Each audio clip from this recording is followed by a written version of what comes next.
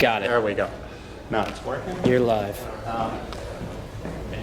We're so pleased to see everybody here. We're so happy to be hosting our second Maimonides event of the year. It's always great to see people back in person, coming together to network and to learn about the advancements in medicine that are happening in real time. I'm just pleased that we didn't give Billy, did we run out of logs? Billy, did we run out of logs?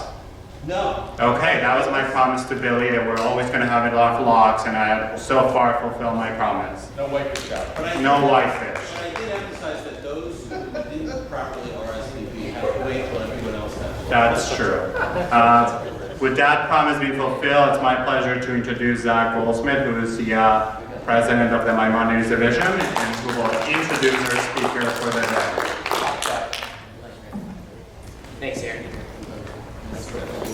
Right. Thank you all for coming. I'm really excited about our speaker today. So Dr. Doron Rabin is the chief of neurosurgery at St. Luke's, and really just so happy that he was that he offered to spend his time with us today for this event. So thank you so much. Dr. Rabin earned his medical degree at Queen's University in Kingston, Canada, and completed his residency at the University of Western Ontario. He completed his fellowship in minimally invasive spine surgery at the University of Toronto, and his areas of subspecialty are minimally invasive spine surgery and hydrocephalus management. In all of his free time as the chief of neurosurgery at St. Luke's and father of 2 children, he completed a master's in medical management at Carnegie Mellon a few years back. You know, I think that the Rabins are really the very definition of a power couple and a real dynamic duo. So Lauren Rabin is also a Maimonides member. Lauren is a registered art therapist and earned her master's in arts and art therapy from Cedar Crest College. She works as a bereavement counselor and an art therapist at Lehigh Valley.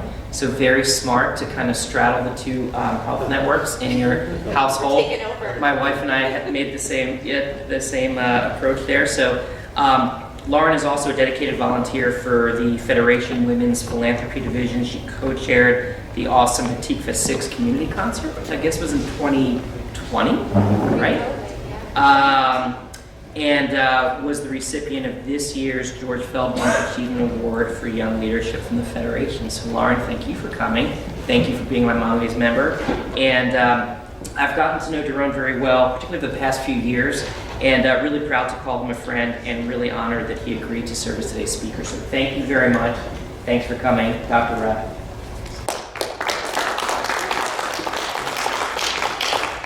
All right, well, thanks everybody for coming on your Sunday morning. You know, before proceeding, happy Hanukkah to everyone. I hope everybody has opportunity to enjoy family and friends over the holiday. Enjoy your latkot and your sukkot and lighting the candles, and we're really looking forward to it in our household. I'm sure everybody else is too. You know, today as I was kind of putting together this talk, I was thinking about the type of things to kind of go over, and I came up with this title, which I'll read out, but it doesn't really roll off the tongue: Modern Trends in Neurosurgical Technology Acquisition. And it struck me as I was kind of putting this presentation together. You're closer to the microphone. Oh, can't hear me. Can you hear me now? Better? All right, so it struck me as I was putting this together as to how my role has kind of really changed over the years. So, you know, basically, as I kind of became chief, which I've been now for about 2.5 years, you know, started getting more interest and insight into the actual, not just the practice of medicine, but the running of a practice and, you know, an entity, something as large as St. Luke's as well. And I thought it might be interesting to kind of share that. So, you know, I figured after a few bagels and some cream cheese and lox and, you know, maybe water or coffee, you know, it certainly seems like a good recipe to me to take a nap. And I don't think presenting you with a bunch of statistics is necessarily going to help that. So I'm going to try to keep it light, and I also want this to be a discussion, so really feel free to put up your hand, interrupt at any time.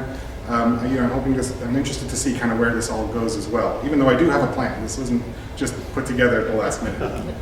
All right, so here I am. So let's start with disclosures, all right? So I will be talking about a bunch of different companies in here and everything.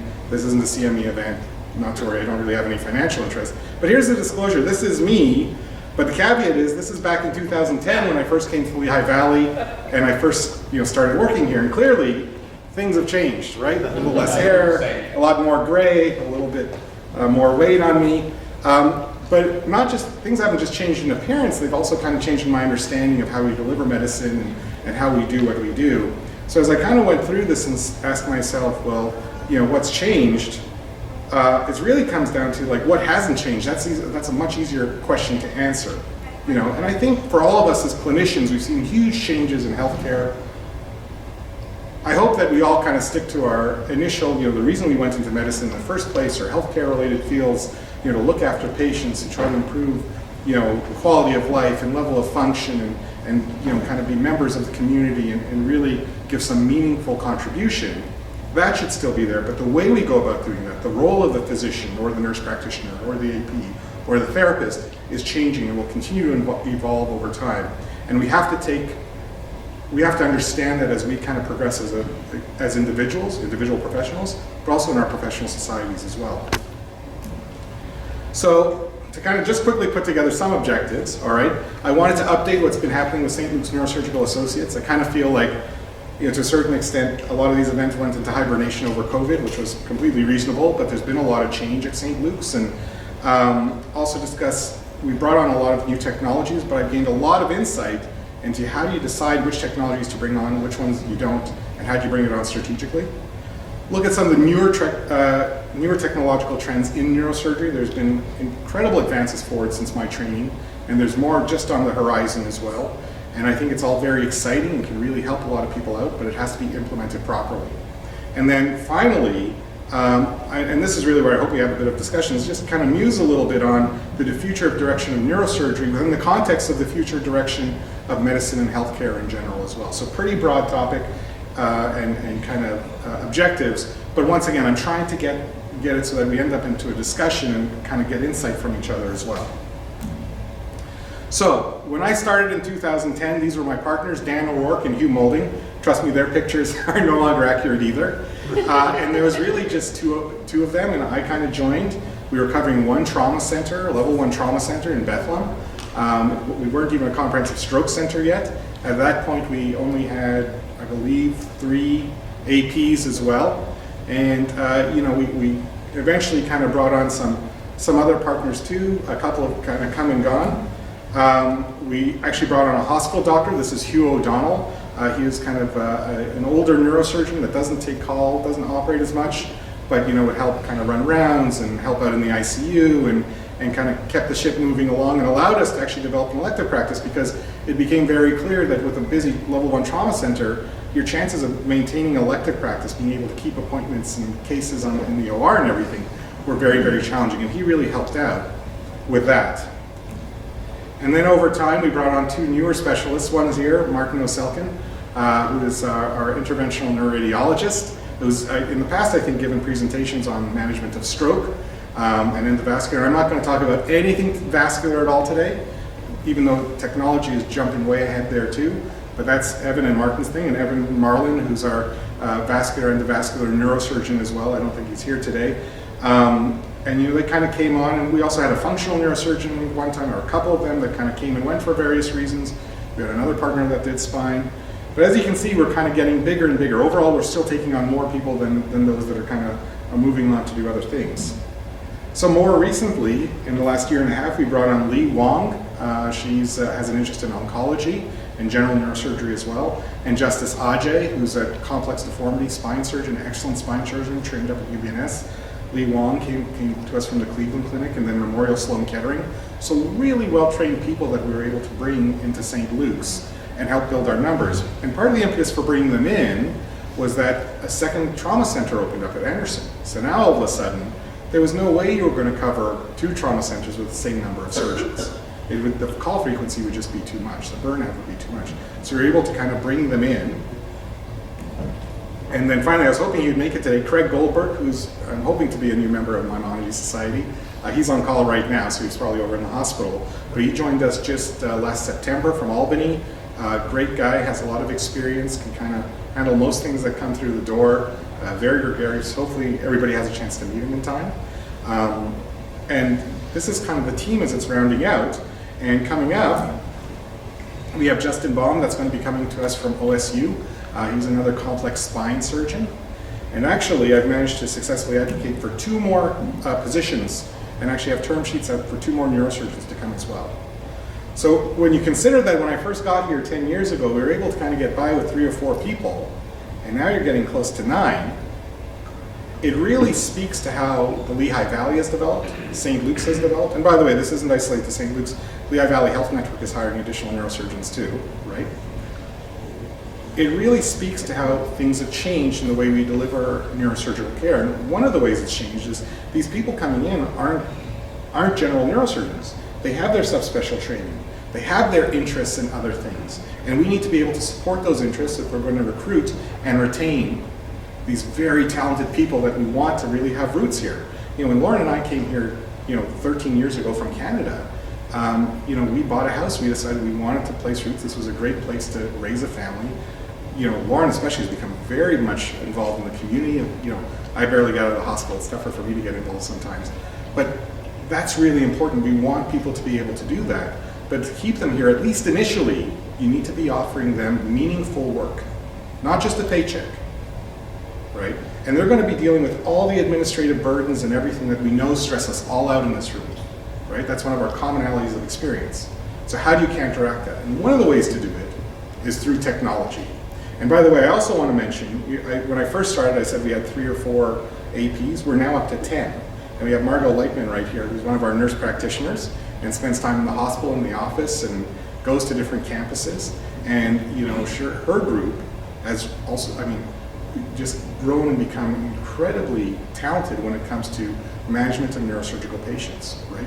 But they've been engaged to do that. We've been trying to support them in many ways through education, through talking through cases, through going to a horizontal as opposed to a vertical model. So they rotate through with each one of the neurosurgeons, so it's a little different every day, hopefully.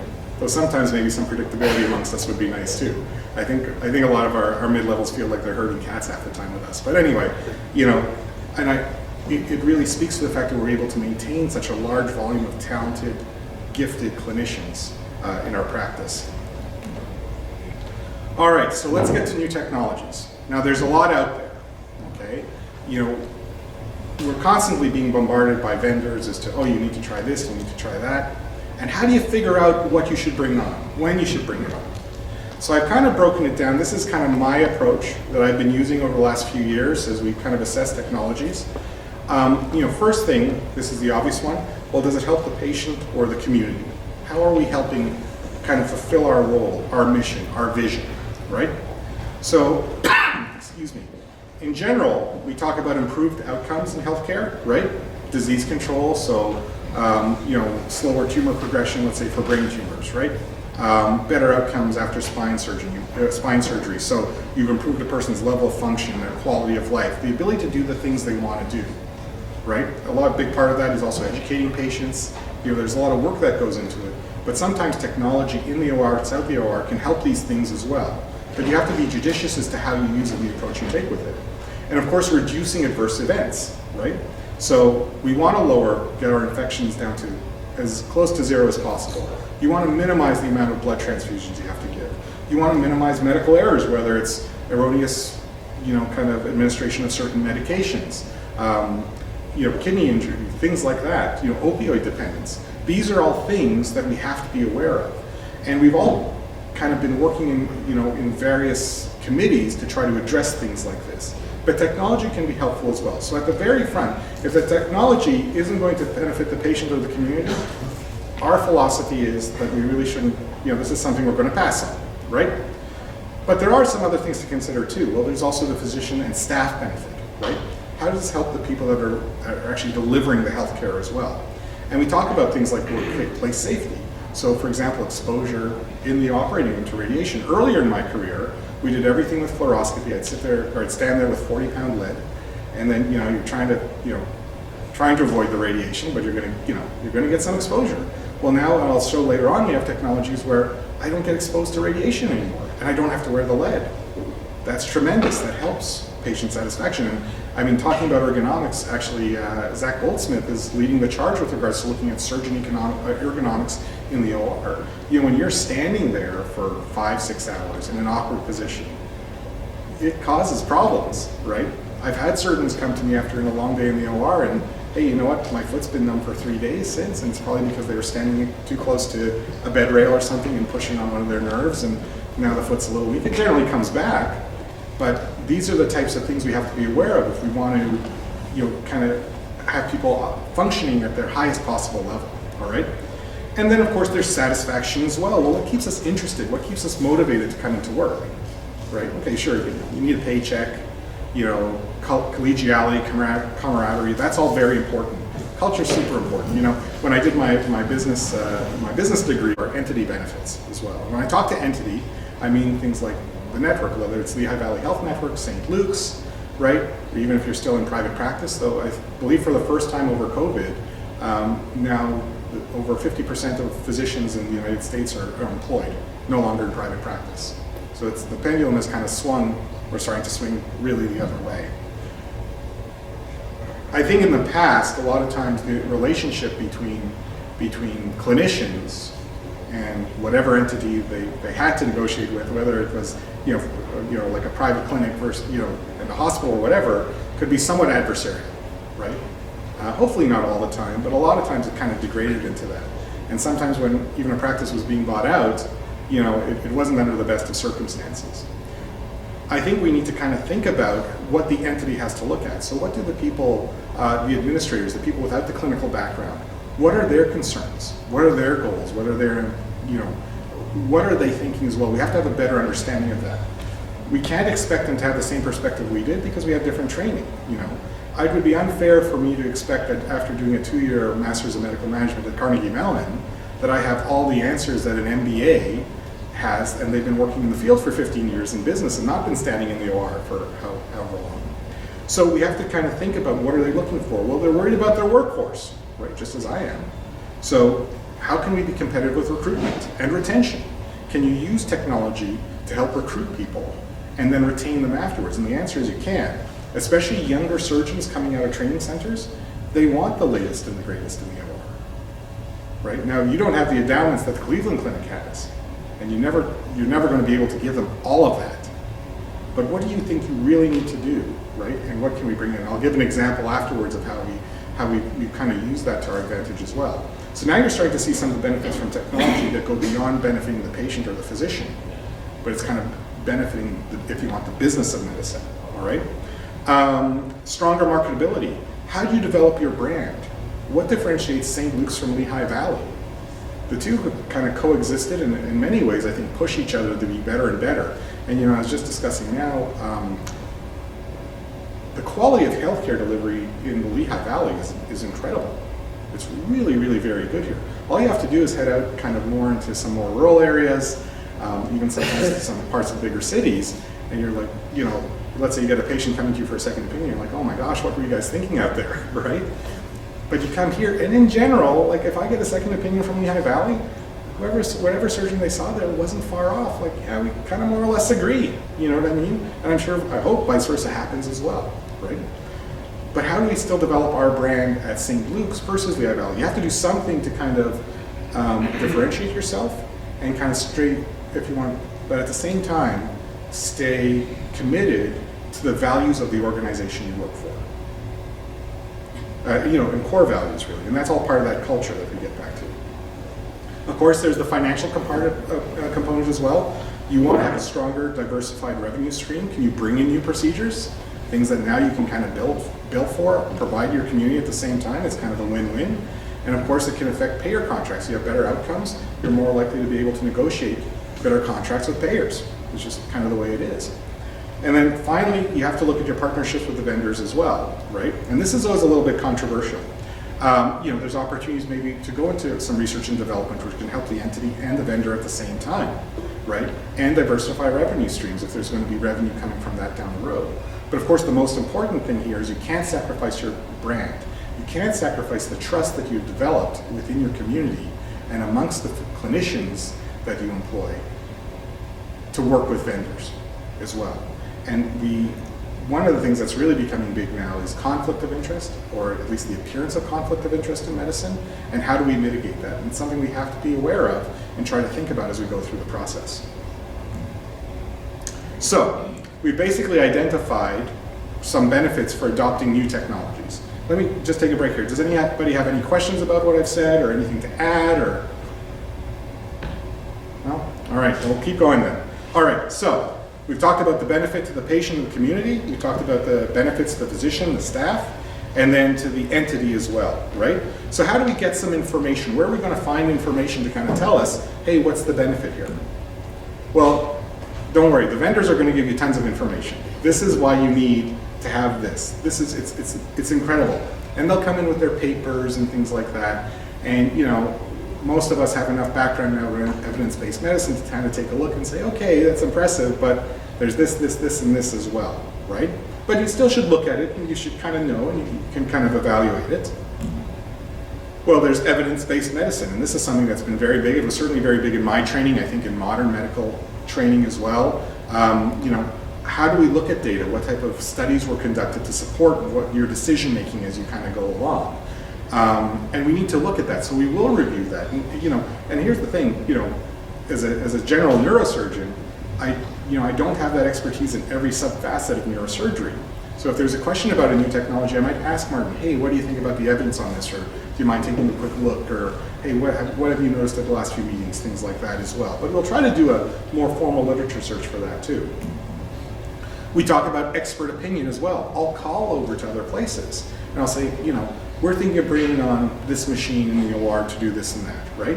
And sometimes I'll call a few of these like, oh, this thing is great, you have to have it. And then you'll call another place and they're like, honestly, it sits in the corner, we don't use it. Well, that's a problem if you spent $1 million on it, because you could have spent it elsewhere. And you're not doing yourself any favor down the road when you ask for the next thing and the administration says, for the last piece of equipment sitting in the corner, depreciating, right? So getting that expert opinion, how's it actually being used, is going to be important as well. And then finally, and this was a new term to me that was just introduced during kind of my training at Carnegie Mellon, was evidence-based management. So they put up EBM and I got very confused. I'm like, what? Why are you guys talking about evidence-based medicine? But this is essentially the same thing. There are all these databases you can look for where people have published as to what changes they've made in processes, brought on technologies to see benefits to the practice and the benefits with respect to efficiencies and costs and revenues and retention. You name it, it's out there. There's a ton of information there. So it's almost like there have been these two parallel kind of universes going forward together, but I'll be honest with you, I was not aware of until about 2 or 3 years ago. So you take all this information and then you try to decide, okay, well, is this technology something that's going to more or less benefit everybody, right? It may benefit 1 or 2 of these entities more than others, but is it going to be helpful? And you have to remember too, some of this is thrust onto you as well, right? So as an employed physician, if St. Luke's comes to me and says, you know what, we're getting rid of pagers and your cell phones, we're going to use Tiger Text to message back and forth. I'm using Tiger Text. I don't have a choice. But I do have a choice as to the etiquette we try to set up amongst how we use it. And this is something we've been working very hard on within our group, but also within the network as a whole. Because, I mean, how many people here with their kids, when their kids are on their TikToks or texting their friends, it's going on, in the middle of supper, nighttime. My daughter's phone, probably buzzes on average once every 2 minutes, right? Now, they tend to it slows down overnight, hopefully, right? But what does that mean when you're on call? When somebody texts you, hey, just to let you know, because it's so easy to access you. So we've had to do education to bring it out. And so the implementation of that technology, that's something that we can implement as physicians, even if it feels like it's being forced on us. All right, so when we consider we're going to bring on some piece of new technology, right? And don't worry, there'll be more pictures coming up. I'm getting all the text out of the way early. You have to consider physical space, right? So how big is this thing? Where's it going to go? You have an older hospital. Are the beams strong enough to actually support this thing? Is the ceiling high enough? What type of electrical needs do you need? What type of shielding, right? When we're talking about, things like an MRI that has a very strong magnetic field, or you're talking about something that's going to emit a lot of radiation, you gotta make sure it's safe. How are you going to store it? How is it processed? How do you clean it between cases? It just doesn't self-clean. There's a process, like it has to go downstairs, somebody needs to clean it, right? IT security. Now this was a revelation to me when we brought on certain technologies like a robot recently. When you bring any technology you bring in, you have to see, first of all, is it HIPAA compliant? So are we, you're taking patient information, right? Does the technology store patient information? Well, if it does, how secure is it, right? What other systems does it interact with internally? Okay, so how's the data transferred? So for example, at St. Luke's, and I suspect we have alleys the same way, we're not allowed to use thumb drives to transfer patient information. Because A, thumb drives are a great way of introducing viruses into the system, right? And B, you can drop your thumb drive, right? And then whatever patient information's on it. So thumb drives are out. So if you have a piece of technology that isn't quite compatible with your PACS system, well, how are you getting those images on there? Are you going to have to violate policy by pulling it on a thumb drive? Little things like that that I would have never thought about before, you have to look into. And so anytime I'm bringing on a technology, new technology, before I start thinking about the finance, before all these other things, I get in touch with IT security and I have the vendor send them all the technical specs because it's going to take them months and months and months to go through it and make sure it's something that is acceptable from a risk perspective. All right. External access to the system. So one of the great things now is a lot of the technology you bring in, software updates, even troubleshooting, the company can do remotely.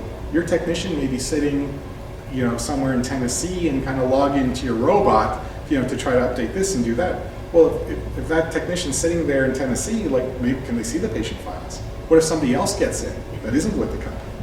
How do you say that? And so, we've heard about these big data breaches, recently. I mean, Target, Home Depot, things like that with credit cards, right? The problem is when you have breaches like this, hospitals can be held ransom, right? So you got to be careful with what you bring in, all right? And then finally, compatibility with the existing systems. So if I already have 2 or 3 pieces of equipment that speak a certain language and integrate a certain way, is this one going to come in and be able to talk to those properly and integrate seamlessly? And of course, the vendors always say, absolutely, no problem. But you have to remember, the vendors are also interested in you using their products and nobody else's. So for example, we bought a new microscope and we have navigation systems. I'll explain what all this stuff is afterwards. So we bought a new microscope and it never occurred to us that our navigation system can only be set up for one brand of microscope at a time. So now you've got to commit one of your navigation systems to one microscope and the other navigation system to the other microscope. But that becomes a bit of a scheduling issue, right? So never even occurred to me, right? So you have to learn as you go, and that's really, really important, okay? And then we mentioned software interoperability. So those are the practical considerations, right? All right, contractual considerations. I was kind of hoping that Robbie Wax might be here today because I think he would have been so happy to hear a physician talking about the type of things you have to think about. So obviously there's contracts involved. You have to be able to review them. And it's not me sitting in my office looking at this in isolation. I'm meeting with other people to explain to me, because guess what? I'm not a lawyer. I spent 6 years in residency, a year in fellowship in the OR. Like, I'm not a lawyer. I don't pretend to be a lawyer. I need a lawyer to explain to me what this means. And oftentimes I need to explain to them a little bit what is the context of what we want to use this for. So we talk about the legal, relationship basically with the vendor. Who has what responsibilities? The cost structure. Is it coming out of capital, right? Is it something we should lease? Is it something we're going to use, pay per use type of thing? Are they just going to charge us to basically keep it on a shelf for a while, right? Customer service. Who shows up to the OR? Who troubleshoots? So our equipment vendors, if I'm doing a spine fracture in the middle of the night and I have to put in screws and rods to realign somebody, guess what? The vendor's right there with us, making sure the right screws go up and everything.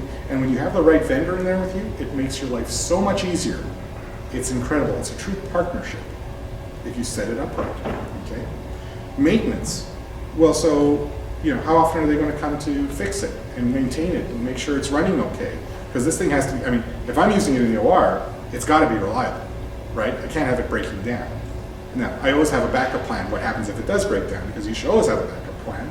But ideally, it shouldn't be breaking down. So how often are they coming in, scheduling it? How are they going to get to it? Do we have to shut down an OR for part of a day to do that? Okay. Updates. So we bring in the hardware, that's one thing. But then the software costs money to update and maintain, right? And so basically how is that cost going to come out? How do we pay for that over time? How often does it happen? Planned obsolescence. Who here knows what planned obsolescence is? Anybody? Yeah, so basically the idea you're buying something, the manufacturer already knows this thing's going to be obsolete, right? Now, so I've actually started saying, hey, okay, we want to buy this piece of equipment. Where are you guys in your R&D with the next generation where I'm going to have to replace this anyways? Because you know what, if it's in a year, maybe I'll wait for the new one, right? And I'll go back to my partners, I say, I know you guys really like this. There's another one coming out in a year. This one's going to be obsolete. There's no reason for us to get it now and then just switch it out in a year. We'll figure it out, okay? There's shelf life. You know, everything has a shelf life. How long is this system supposed to work? So we bought something called an O-arm, which allows us to get intraoperative CT. They last for about 6 or 7 years.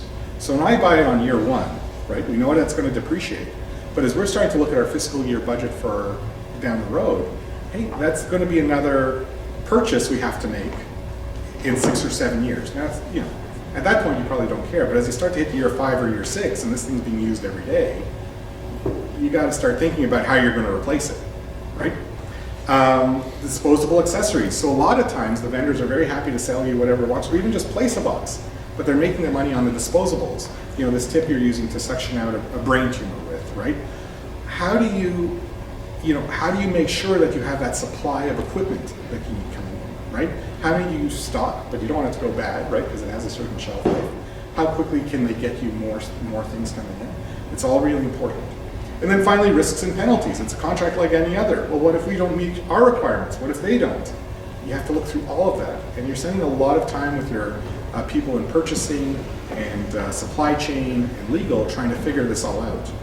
So you've done all this, all right? And then you finally make the decision, all right, now how are we actually going to bring this in? We want the technology, it's going to benefit somebody, hopefully benefits everybody a little bit. We've gone through, okay, I've got enough space. I know what I have to modify in the building. We've gone through the legal stuff. Well, now we need to train and certify people, right? So for us, when we brought in our surgical robot, we had to shut down an OR for half a day, twice, and take the surgeons out of the office and have them there going through the training session to use it, right? And initially when we bring in that robot, by the way, it didn't speed us up. There's a learning curve. So you're going to have to understand that your revenue, your efficiency is actually going to drop initially, but hopefully the gain is coming down the road, all right? And you don't just think about yourself as a physician or mid-levels, right? You know, how does this impact the workflow in the OR? The OR staff have to be trained up with this. Office staff might have to be trained up. The administration needs to understand why it's there. So for an example, we have this other technology we kind of brought in. It's called gamma tile, where after you've resected a brain tumor, you can now put this radioactive tile over the brain, close things up, and basically you're treating the brain with radiation immediately after surgery, and you don't have to wait until the person, you know, comes back in, let's say at 2 to 4 weeks, and wait for the incision to heal. It's just put in right there. Well, we had to understand, how does that little radioactive tile, how are you protecting it as it travels through the hospital, gets into the OR, gets put in the patient, closed up, what special precautions do you have to take upstairs? You know, it's radiation protection, it's important, right? But we needed to work with administration for that, right? That one, by the way, you can't just leave it on a shelf somewhere. So, you know, those cases, it's not for emergency cases. This is where you have a planned case. They know they have to get it there. Usually if you give them up to 48, 72 hours, the company will get it there, and it shows up right on time, just as the surgeon needs it, and you put it in. And it's been wonderful. Now, it was a big effort to get it here, but we were the first program in all of Pennsylvania to put it in. And we've done about 5 or 6 cases of them so far. The early overall results seem very promising, so it made it all worthwhile. And now our patients, some of our brain tumor patients, don't have to worry about coming back for radiation therapy, right? It improves compliance. Hopefully we're going to see it improves outcomes as well, all right? You know, you need to think about your quality assurance program, quality improvement. So how do you try to prevent errors from happening, right? And when something does happen, how do you learn from it and try and prevent it from happening again, right? So anticipation versus reaction, right? This is all important in this too. And then you have to think about your overall long-term strategic goals, okay? So what's the opportunity cost? If I'm going to spend $1 million on this piece of equipment, I don't have $1 million to spend on that. The resources are finite, right? And healthcare is becoming more and more razor thin all the time. How do you sequence things? You know, what do you bring in first? That's important too. There's no reason to bring in equipment that your system isn't ready to use, whether it's the people, whether it's the facility, community, whatever, doesn't make sense. But to build up to it, to have a longer term strategy is very, very important. Okay? The marketing plan, all right? You have to market it. You need to win people's hearts and minds over, first internally, then locally, and then maybe even nationally and internationally. How do you market yourselves? How do you get the message out, right? How do you find out what people really want? You should probably be doing some market research in advance. So I'll go to the other surgeons and say, hey, do you think this is something we could really use? Don't worry about it. I don't really think it's all that important. Okay, well then maybe not, right? Maybe I go to some of the other specialties and say, what are some of the issues you're having with your neurosurgical patients with follow-up? Would this help, right? Like that gamma tile.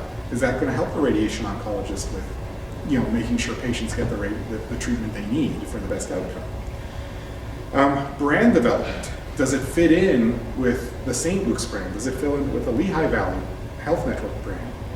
Does it fit in with St. Luke's Neurosurgical Associates and what we're trying to be as surgeons, right? And I've told my group, quality is very important to us.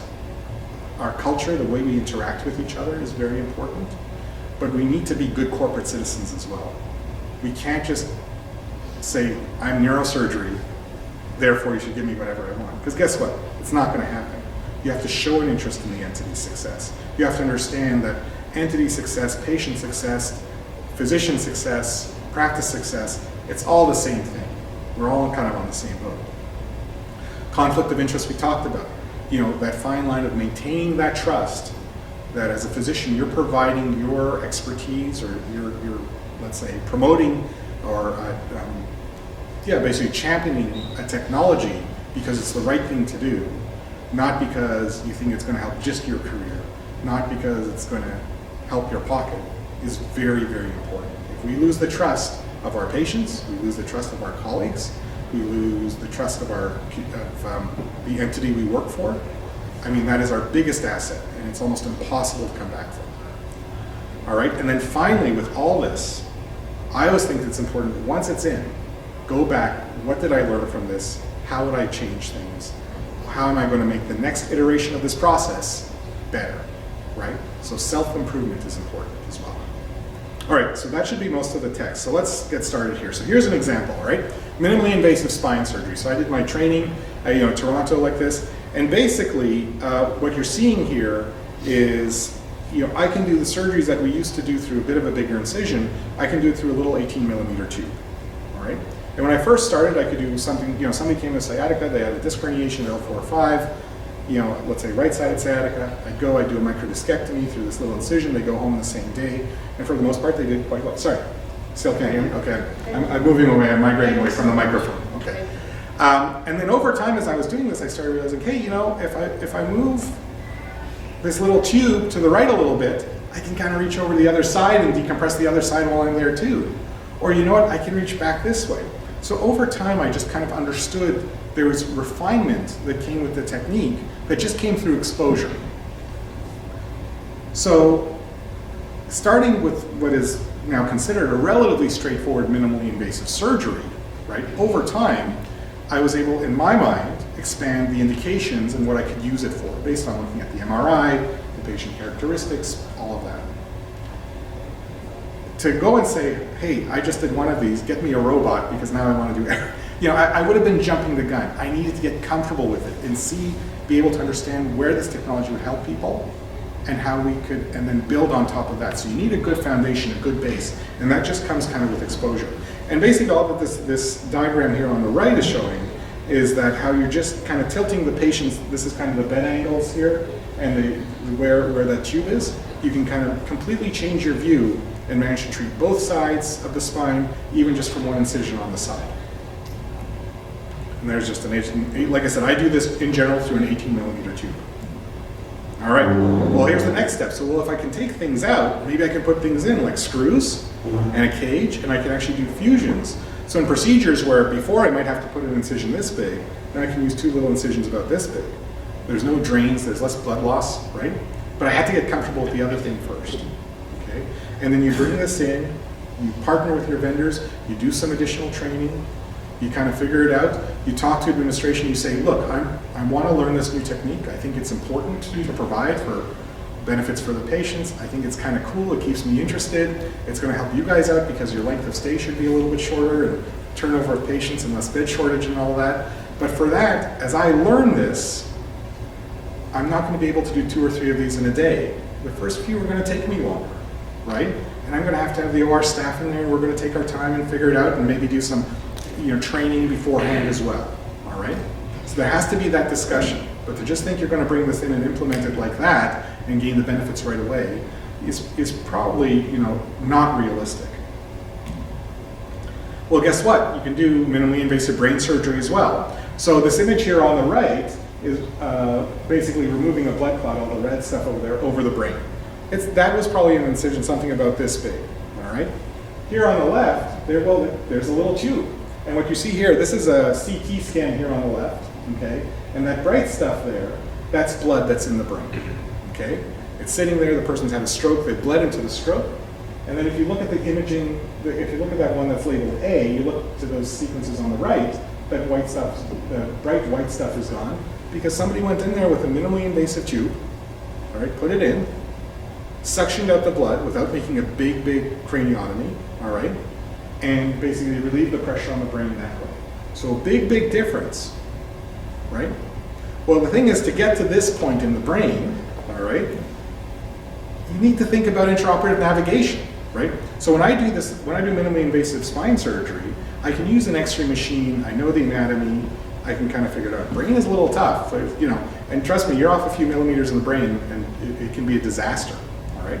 So we brought in, think about this like a GPS for the brain, where you can now pinpoint and target lesions and come up with different trajectories to figure out what is the best way to get at this while causing the minimal amount of harm. Well, guess what? This is equipment and this is technology, right? And all those considerations we had before, you have to consider before you bring it in, right? And then you have to compare between different vendors, right? Because usually if something's worthwhile doing, a few people are trying to do it. So then you start to get images like this where you can take your MRI, okay, and you can make these 3D reconstructions. And you see all those, I'm not sure if it's showing up all that well, but all those lines, that's something called picket fencing, where basically the surgeon is planning a bunch of different trajectories and almost using like this picket fence to say, this is the corridor I want to go down in order to get to what I want to get to without damaging something. And by the way, we use this for open craniotomies, for minimally invasive craniotomies, for little stereotactic biopsies. We can use it to deliver radiation as well. When people get, SRS and SRT, but let's say SRS, the radiation oncologists are actually trying to figure out what's the safest way to have all the radiation, kind of, if you want, concentrate in the one spot you want it to be while minimizing injury to other parts of the brain that probably don't do all that well with radiation. Well, then the next step from this is what you see over here. So now we have tractography. So in the brain, when we move an arm or a leg, you have essentially your neurons, the part of the brain, the cortex, like let's say the top part, right? Looks kind of like cauliflower, where all of that kind of impulse originates, and then it goes through these tracks. Well, so there you can kind of see here, they're kind of purple. So there you've got your kind of brain tumor there in orange. Well, it's pretty close to that track there, right? So if I can go in there, right, know where those tracks are, resect as much of that tumor as I can safely take out, but leave those tracks alone, the patient's much less likely to wake up with an injury or to develop an injury afterwards. And by the way, you can superimpose blood vessels, as many tracks as you want, and this is all very important information to us. But it's becoming, so if you go back to that initial piece of equipment, the equipment may be the same, but each iteration of this is an upgrade in software, right? And by the way, you might also have to upgrade your MRI software and your processing and things like that as well, all right? You have to consider all of this. It builds on each other. But if you build it judiciously and you have a good strategy, it can be a great success for everyone. So the next step is, well, you guys have probably heard for kind of ablating various cancers, like sometimes they can go into the liver and use this laser interstitial thermal therapy where they go in and kind of burn a tumor. Well, you can do that in the brain too, right? We already have the navigation technology I showed you in the other slide. We can put this little fiber optic cable just through a small hole in the skull, park it basically in the brain tumor, and then burn it. But it's not that easy, Because that generally happens in the OR while the patient's asleep under a general anesthetic. But then when we actually do the burning, they can actually, you actually use an MRI to watch the kind of projected thermal footprint, if you want, of the energy you're delivering to that tumor, right? So most of us don't have the option of having an MRI that swings into your OR. There are places that have that, by the way, but we generally, nobody in the Lehigh Valley does. So ultimately, that patient has to get packed up, going down the hallway while intubated and having fiber optic cable, through the hospital system, going to the MRI, which then has to be blocked off for a certain amount of time. You can't do the elective cases, right? And then go in there as a surgeon watches and delivers basically delivers the heat, if you want, to burn that tumor. Well, guess what? You also have to drill a hole into the side of your MRI machine or MRI wall, because something has to hook into that system. You can't have metallic stuff. So basically, what's generating if you want the generator for that's going to deliver the heat through that fiber optic cable sits outside the MRI. So we had to make modifications to a building just to bring this technology, but we did it and we've done it successful. And a patient like this, right, where basically this is, by the way, what the MRI looks like. So as they're watching it, you can see there's the different temperatures. If the MRI is estimating the temperature that you're delivering, this is centered within the tumor, and then kind of what the burn is and what the temperature is around it, and going from there. This patient would go home the next day. They haven't had a big cranial. A little hole, they can start radiation, honestly, the next day too. It's one suture, right? Great technology. Great outcomes. Quicker recovery. Better quality of life afterwards because you're not recovering from a big surgery as much. But it took a lot of thought and effort to kind of get it to where it was successful. And if it wasn't implemented properly, it doesn't matter how good the benefit would have been to the patient, it just wouldn't have worked. So let's go back to spinal navigation. So now this is what my OR looks like. So what you see is, you see the piece of equipment there, that kind of looks like that other navigation system, same navigation system. But by the way, there is a software upgrade that you have to buy. All right? You see the bed the patient's on. That's a little bit of a different bed than what we traditionally had. Because that big donut thing, that's called the O-arm. It's an electronic system. It's what we use. Now, instead of me standing there in lead and taking x-ray after x-ray and going back and forth, I basically leave the room, this thing comes in, takes a CT quality imaging, which you can see here on the right side, and I just navigate my screws in. It's quicker. Case that used to take me going back and forth, maybe like a spine fracture, 2 hours, I can get done in 45 minutes. And the incisions are much smaller. And guess what? I'm happier because I haven't been wearing 40-pound lead for 2 hours, right? I'm more comfortable. Hopefully I'm more pleasant when I get home, I don't know. And then ultimately, I can bring this O-arm back in, take a spin, and double check and make sure I'm happy with where those screws are. And I've told them, we get the system, and we should never really, when it's available to us, we should not have to bring a patient back because the screw wasn't quite where we hoped it would be. It gives you a better picture. And that's basically, and so, this is really what we're doing. And by the way, this isn't just, this system we have, it's not just at Bethlehem, if you want the flagship hospital. I have this down at the Upper Bucks campus, the newer hospital down in Quakertown. I do these all the time down there. In fact, I probably now do more down there because there's more room for me down there than there is Bethlehem. Now, we had to train up the radiation techs. We had to make sure everything was there. We did a lot of training for the OR staff, but also the floor staff to make sure they knew how to look after these patients that have had spinal fusions and reconstructions. Pain management, all that stuff had to be put together. All of those additional things, in addition to the contracts and everything else I've discussed. But there's no question it's benefiting, and we're seeing the benefits from it too. Now, you've got your elective practice, which is a little protected from trauma, because trauma brings in a lot of chaos with it. We've got, the St. Luke's Neurosurgical Associates has a much more, I think, positive view and reputation now that they kind of see what we do and they see the benefits to the patients, as opposed to just thinking this is just something they do up in Bethlehem where they have all the toys and gadgets. So it's really kind of cool to see what it's brought on, and we're building on this and doing more and more cases like this there as well. So, here you go. Let's see if this works. So we talked about navigation and everything. So this is the promotional there we go for St. Louis.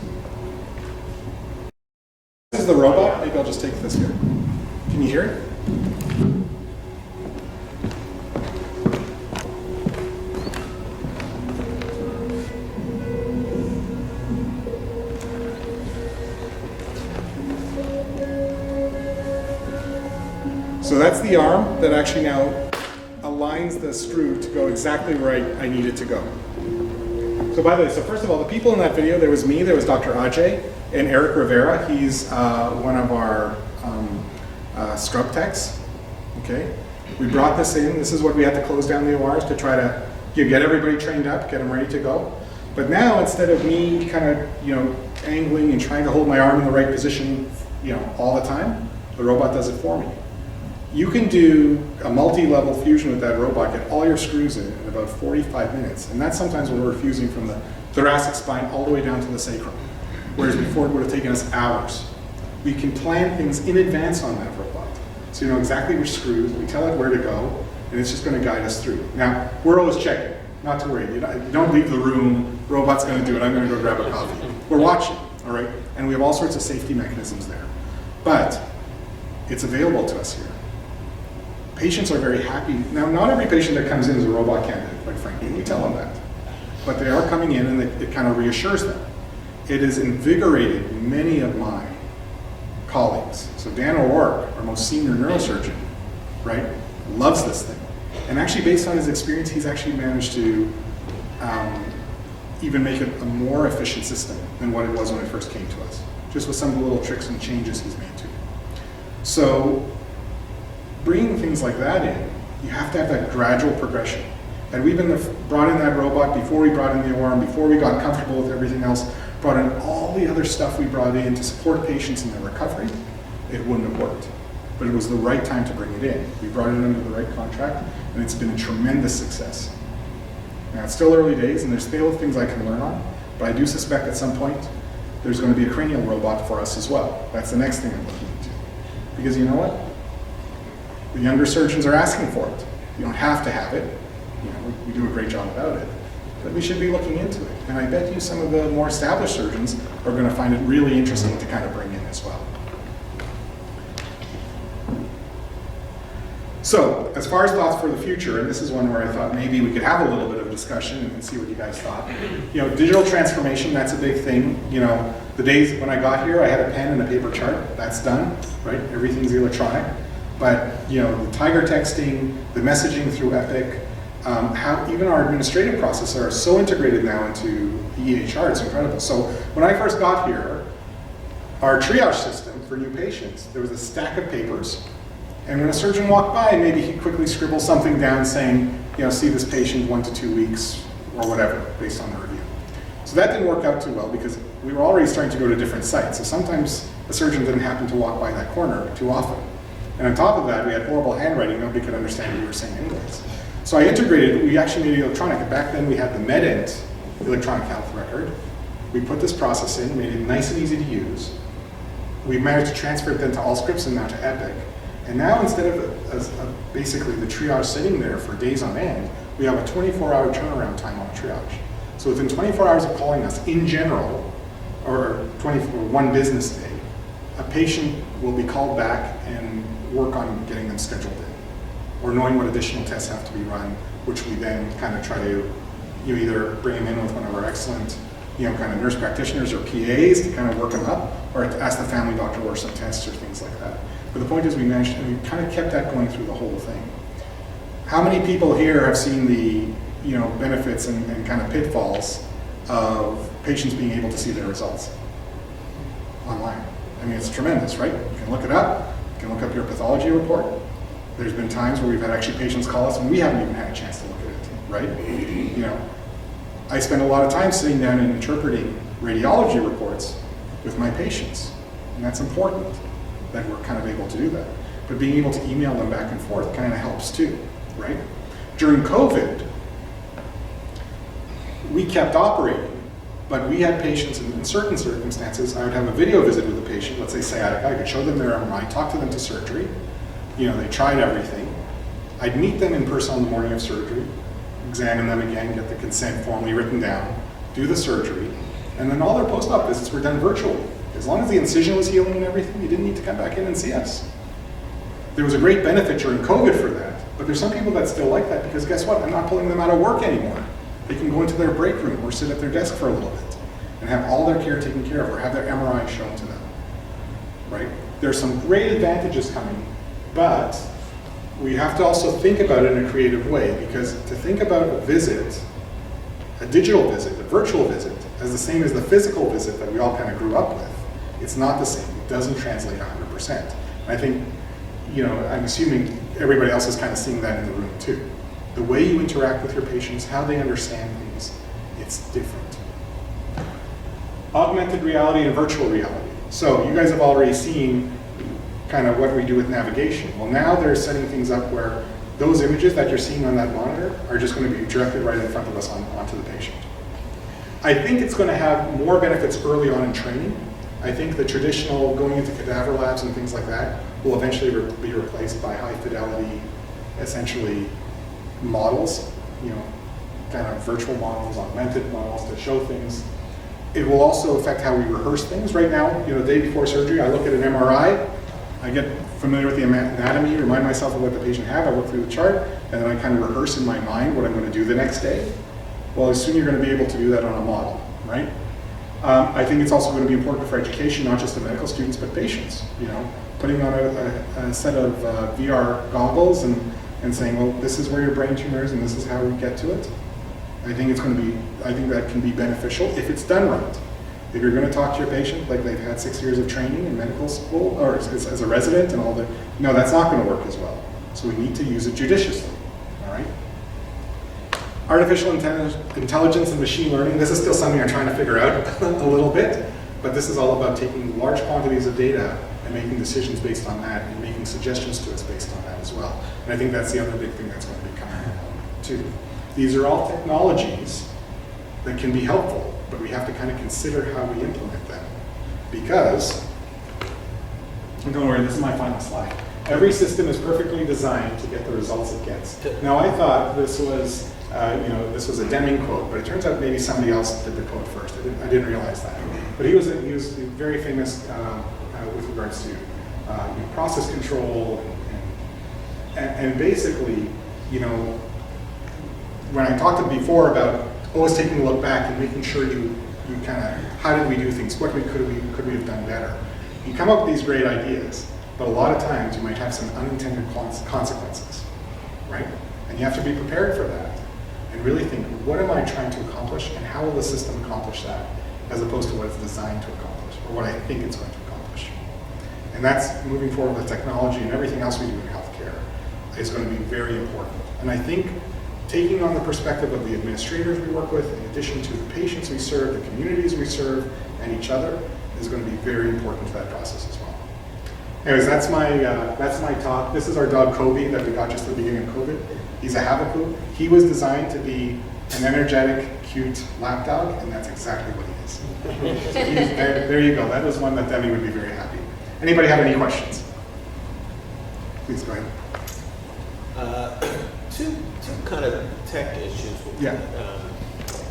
One is that through all of our technology, I feel like, and maybe it's not quite true for the surgeons, but I feel like the secretarial / administrative burden on the average practitioner is somehow getting worse and worse. Yes.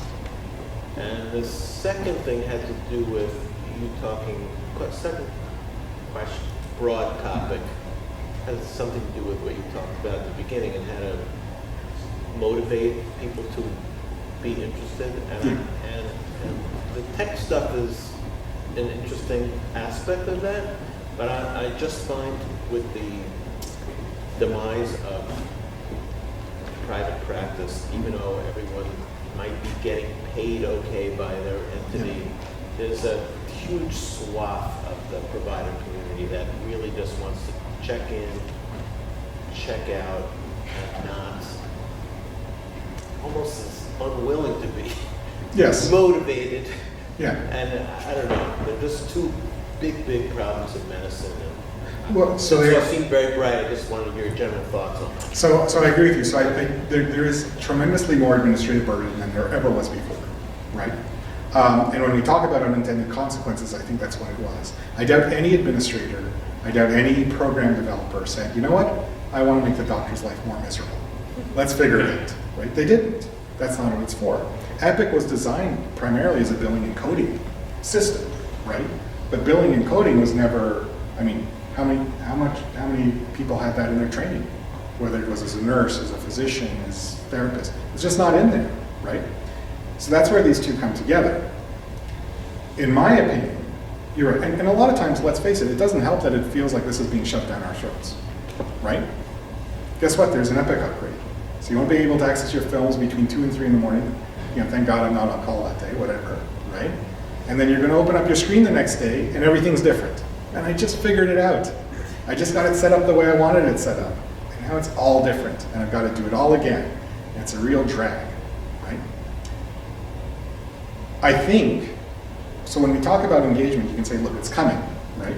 And you're right, there are the people that are just going to check out and say, I just want to come in, do my job, and leave. And that's okay, not everybody has to be engaged. They don't. There are people that are builders, and there are people that aren't builders. And you probably don't want a room full of builders, right? And you don't want a room full of non-builders, right? You need a mix. I think the next step to those people that have checked out is, and I think this is where burnout comes out. For me, what burnout is when a person no longer cares, right? When you look back to the original reason you went into medicine, you went into healthcare, and you just don't care anymore. And honestly, that's probably the time where it's gone too far, and maybe you should be in another industry, or somehow address it. So I think, for example, when we brought in Tiger Text at St. Luke's, I kind of liked it. I liked the fact that I got a text. I could read, right? Like it was easy to read. I wasn't like guessing. I wasn't just on the phone trying to remember, you know, and then scribbling down somebody's name, and then looking at their CT scan and calling back. I could just have these conversations. Great, right? But I didn't like getting Tiger Text about every little thing because it was so easy to get a hold of me, right? So you could have just been, you know, I'm just going to turn off my Tiger Text. Well, you shouldn't do that. You're on call, right? Instead, I reached out to the heads of the other departments and I said, look, my group, you know, we're taking call very frequently. You know, we get called a lot in the middle of the night about all sorts of different things. We want to be there to help people, but at this rate, we won't be available to help anymore because nobody's going to be awake. So it's just untenable. So these are the 5 types of texts that if we could cut back or eliminate these types of texts, we're going to be better able to serve the network and our patients, right? So for example, the FYI patient. I do not need a text from the trauma team that, hey, guess what? We have somebody coming into the hospital in 10 minutes. Until you have a CT scan and you've actually examined the patient, I don't need to know. I'd rather have an extra 10 minutes of sleep and then I'm raring to go for you. And I'm happy to go and turn on my computer afterwards. So we got rid of that, right? When we text each other, you know, saying thank you is nice, it's polite. But at 3 in the morning, I don't even know the beep saying thank you. Just like, I give you my answer, leave it alone. It's funny, right? And this is all etiquette, and this is what but this is where it doesn't translate from our interactions on a day-to-day basis. If I'm on the phone with you and I take an extra second to say, thank you, Dr. Marks, you know, for letting me talk to you, I really appreciate it. All right, I'm going to say goodbye, right? But, you know, instead of you sending the text, falling asleep, and then 5 minutes later, thank you, you don't need the thank you then, right? It's little things like this, and we can input it, and we can make a change. And I was actually very touched and spoke to the culture for the organization I work with, because we all, even my most, what's the best way to put it, pessimistic partners at our next meeting said, you know what, we've noticed a cutback on the number of bad texts. And you know what that kind of told us? People do care that their neurosurgeons are being woken up at all times, and they want us to be healthy and well balanced, right? But you're right, you do have to be careful, right? So you have to look for opportunities where maybe you can turn it into something that's actually going to be a benefit. But it requires work, and it requires imagination, and it isn't for everybody. I'm sorry, I've forgotten the second part of your question, though. Me too. Okay, I'm sure it was great. All right. Just a comment and then a question. So burnout is a topic that's on our list for our meeting. Probably, I think it's either going to be in February or March of the coming year. So more to come on that for sure from a couple of fresh perspectives. Yeah. Good topic. Jeff, we'll jump up and verify that.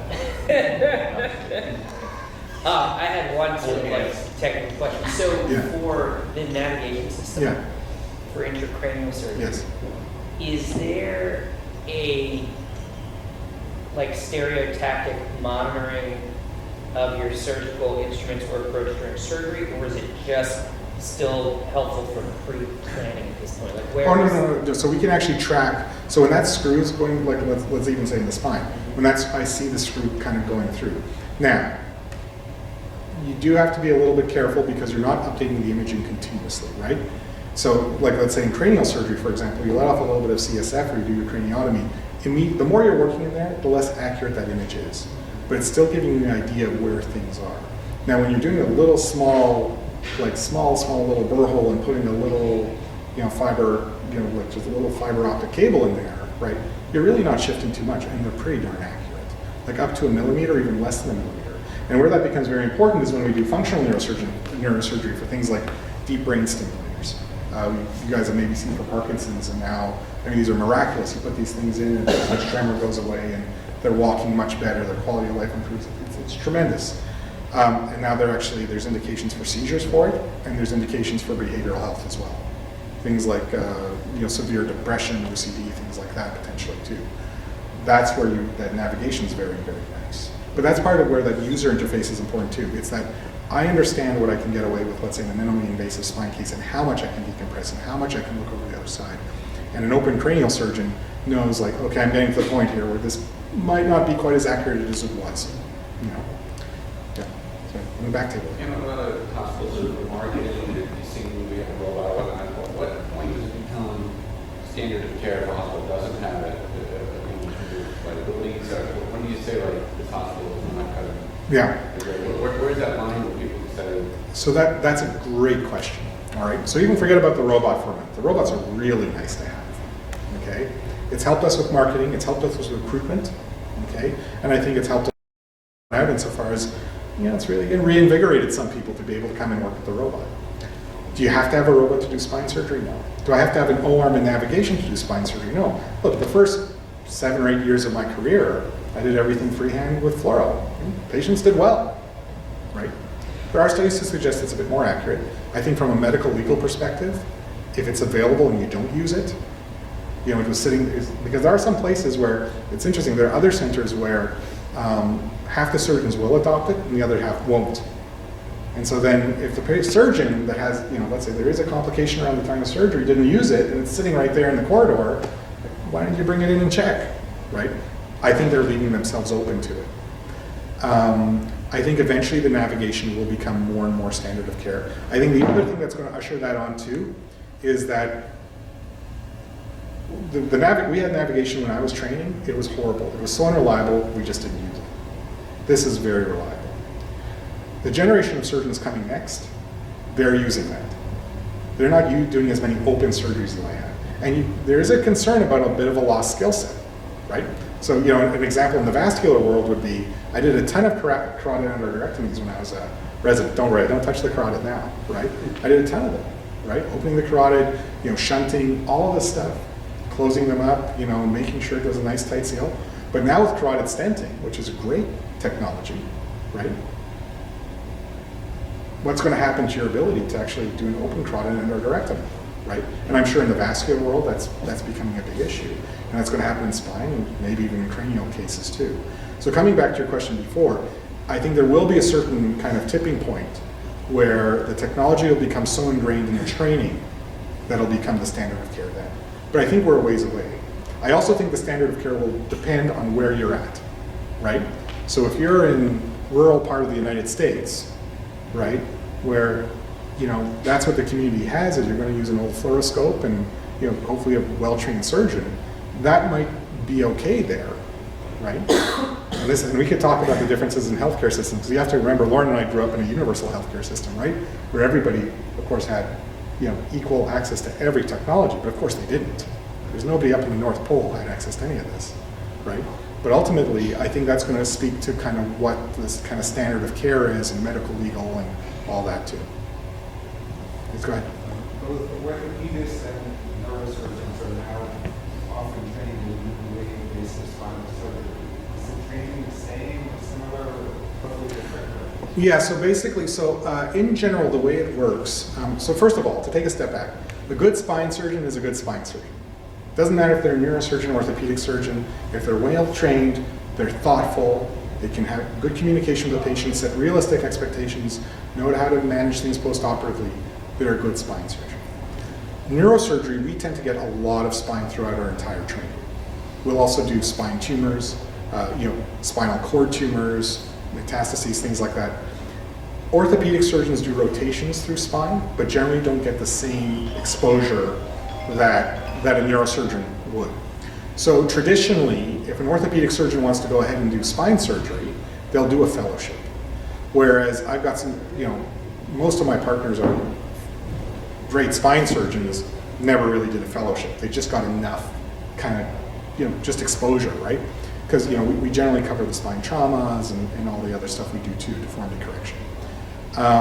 So that's really the major difference. But no, if they've been trained in minimally invasive and all this, then an orthopedic spine surgeon is just going to be as good as a neurosurgeon. When I did my fellowship in Toronto, one of the reasons I picked the program at Toronto Western Hospital was it was actually the instructors, they were two neurosurgeons and 2 orthopedic spine surgeons. So I basically had 6 months of orthopedic spine surgery in addition to the 6 months of neurosurgical spine surgery. Very, very kind of similar. I'll be honest with you, it's something like we just brought in we have a new orthopedic spine surgeon, Colin Whitaker, great guy, straight out of training. He's coming in, he's basically using the same equipment we are. Please go ahead. Common question in my office. Can you just update the state of the art for cervical lumbar disc arthroplasty and also as far as the insurance carriers? Yeah. So cervical arthroplasty, so putting in an artificial disc as opposed to doing a fusion in the neck. I do them, I think in the right patient, they can do quite well. I think you need to, once again, set realistic expectation. Do I think they're for everybody? No. I think the indications are being expanded beyond what the evidence might suggest they should be expanded for, right? So in other words, for me, my rule of thumb is if a person comes in with 1 or 2 level degenerative disc disease, with radiculopathy, has a disc herniation, whatever it is, but they're young, they've got good alignment, they still have some motion, the disc height is preserved, I'll go ahead and offer them an artificial disc. Most of my patients generally aren't. They're already older, things are collapsed down, there's not much motion, there's some deformity. I'm not going to put in artificial. Lumbar spine, I'm not convinced it's really all that useful, quite frankly. There's still some places that do it. Insurance carriers are very hit or miss. You can usually get a single level cervical arthroplasty approved, 2 level, it's tough. Please, sorry.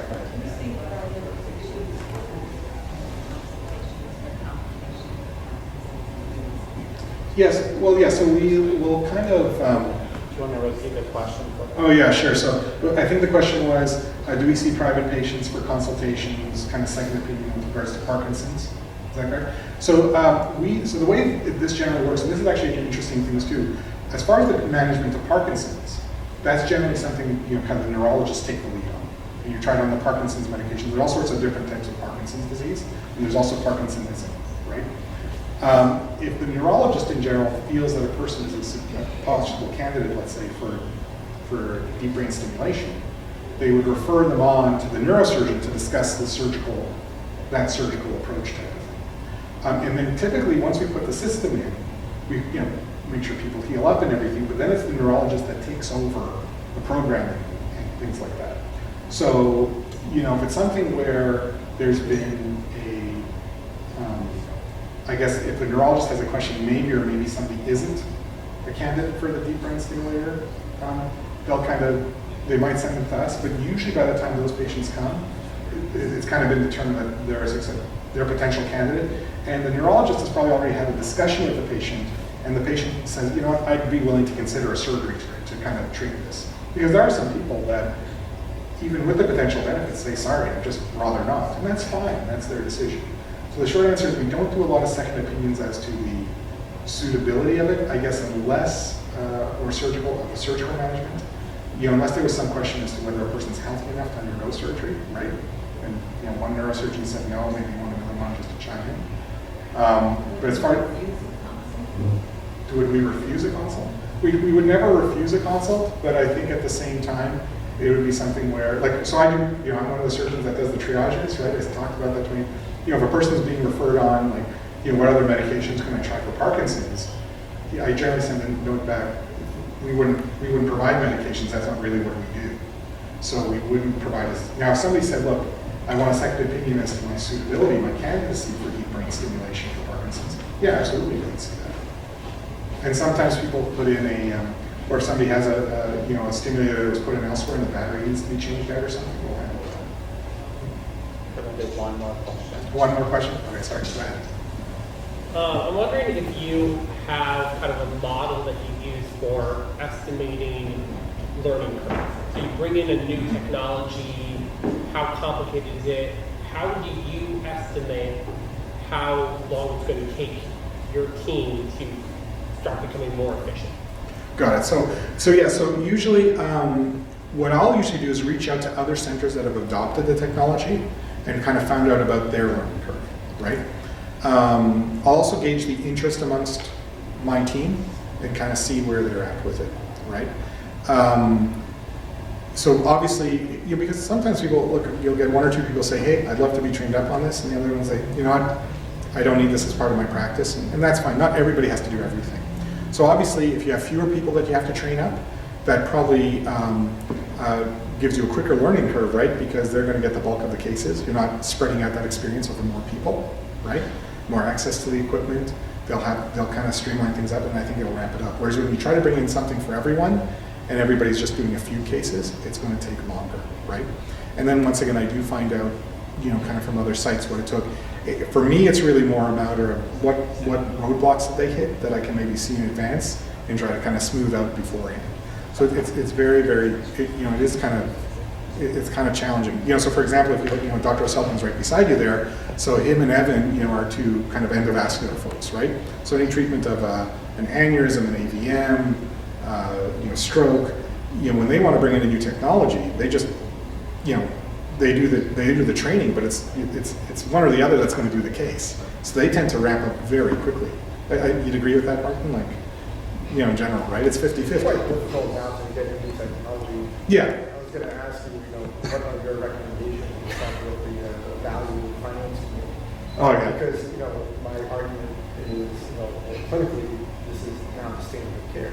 Yeah. And then the response is, but you could already do it for far cheaper. So Yeah. what's your justification? Well, yeah. I So say it's better for patients, and they say, well, we need more money to do it. Well, yeah, so we do it. So, I mean, when you talked about frustrations before, there's like 1,000 committees out there, right? And you have to be able, but those are the types of things where, and one of the reasons I appreciate where I work, working for St. Luke's, is in general, if you can really demonstrate that there's a benefit for the patient, they'll figure out a way of kind of making it come through so that it's not prohibitive. So yeah, we can talk about that afterwards for sure. But I've helped other surgeons kind of champion things. Like, you have to remember, I'm one person. I can't champion everything, right? I know you guys know that. It's great to have partners that think about stuff like this because I'd never be able to keep up with it on my own anyway. But yeah, no, we'll work on it. All right, that was it. All right. How great was that? I see Billy beaming with pride to see the next generation of doctors taking over Maimonides, and I know Larry, who's not here because he wasn't feeling well, sent me a text message this morning to say how sorry he was that he was missing, so how proud we are to be bringing the next generation of doctors. If you are new to our community, and I wrote the name of your new physician so that we can reach out directly, and I'm sure Zach is already on it as well. Of how exciting it is to see new physicians join, but also taking over the Maimonides division and making this presentation so we don't have to rely on the old guard. The new guard is taking over and bringing us two wonderful presentations about robotics and medicine and then the implementation and all the concerns that we have. Is interesting for us as professionals who are having the same discussions, not for the medical care, but certainly for what the future of our community looks like, and having similar conversations about the use of technology and the not use of technology and what to bring in, a database transition and utilization of things. So we're all in the same boat, except life and death is not something that we're dealing with every day, except of moving our community forward. So thank you everybody for being here. We will send an update when the next Maimonides brunch is. Save the date, it will be sometime in February. I do believe we're going to have a Maimonides phone-a-thon for those who want to come help some of the campaign for Maimonides doctors in January 29 as the women's are preparing meals for to feed our community and have their mitzvah project that we, the Maimonides division, need to do also something to make sure that it's not only the women's division who's moving our community forward, but also the medical division. So we hope to see you there. We'll hope to see you in February. Have a wonderful Sunday. And Argentina is about to win the World Cup for Martin. Chag Sameach, of course, Chag Sameach. By the way, you know what's at the end of regular What? time. Messi just scored in like 110 minutes, Oh, they're on penalty, right? which is what, no, he scored in overtime. Which is why my phone keeps beeping and the computer, because I yeah, he just scored in a minute. Guess you're meeting.